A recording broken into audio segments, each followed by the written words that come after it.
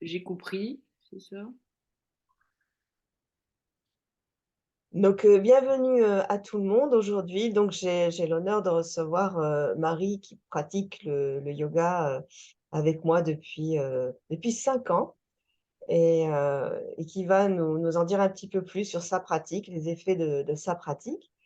Et donc, Marie, est-ce que tu pourrais nous expliquer un petit peu comment tu es venue au yoga, comment tu te sentais avant de faire du yoga, qu'est-ce qui a fait que tu as eu envie d'en faire et comment ça s'est passé au départ quand tu as commencé?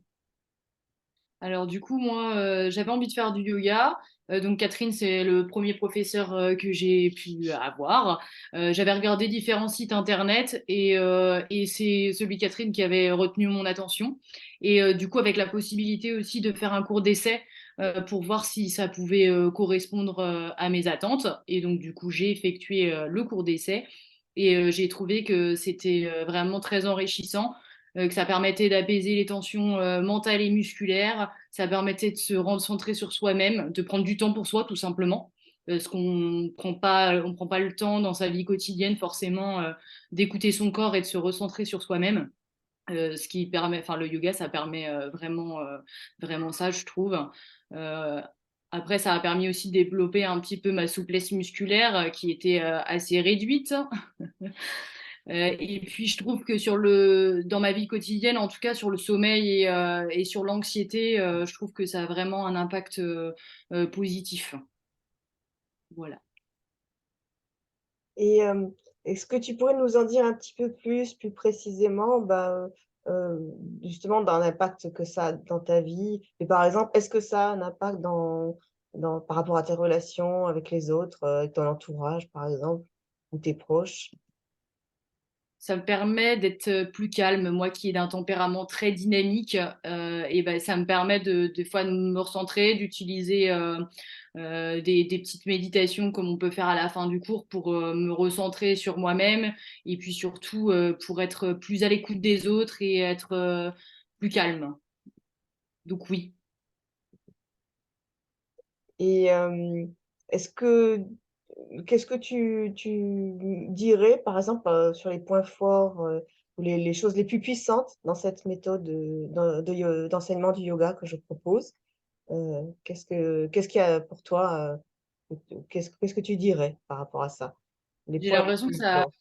ça augmente enfin l'énergie et qu'on arrive vraiment à saisir en fait quand on se concentre et qu'on enfin voilà qu'on écoute bien le cours, de sentir l'énergie intérieure qu'on a, ce que j'aurais jamais imaginé en fait ressentir enfin en temps normal.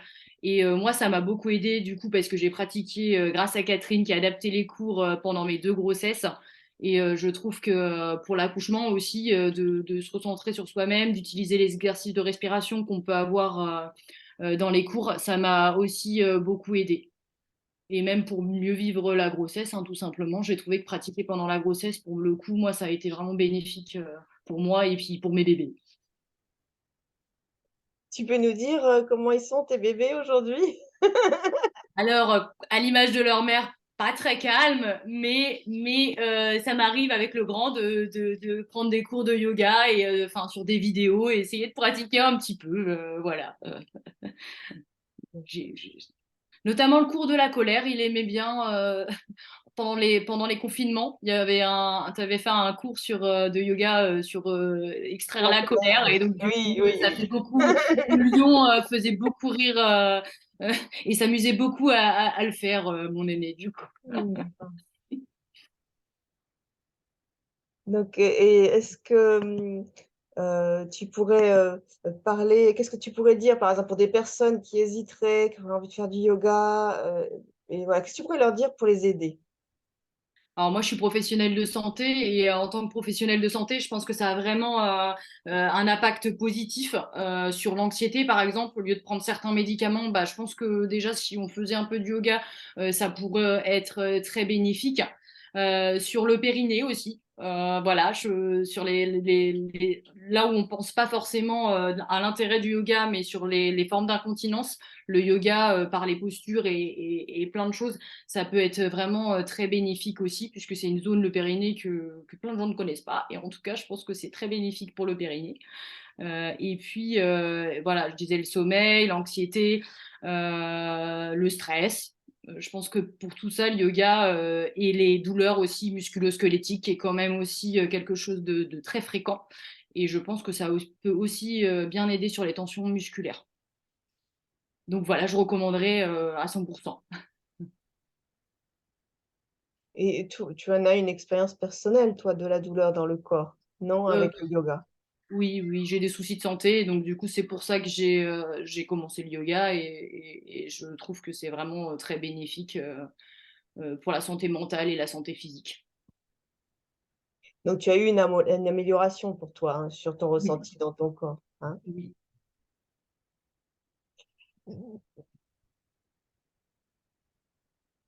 Est-ce qu'il y a autre chose auquel tu penses, dont tu aimerais parler? Peut-être sur des changements, concrets que tu ressens aujourd'hui, beh, qui viennent de ta pratique du yoga, ou autre chose auquel je pense pas, que tu aimerais ajouter? Non, principalement, ouais, c'est ça, se recentrer sur soi-même, prendre du temps pour soi et puis voilà. Donc, je te remercie Marie pour ton témoignage, ta sincérité, et puis je vais te dire au revoir à tous ceux qui nous écoutent, et puis tu vas nous donner le mot de la fin, si tu es d'accord. Eh bien, je dis vive le yoga et puis rester en forme grâce au yoga.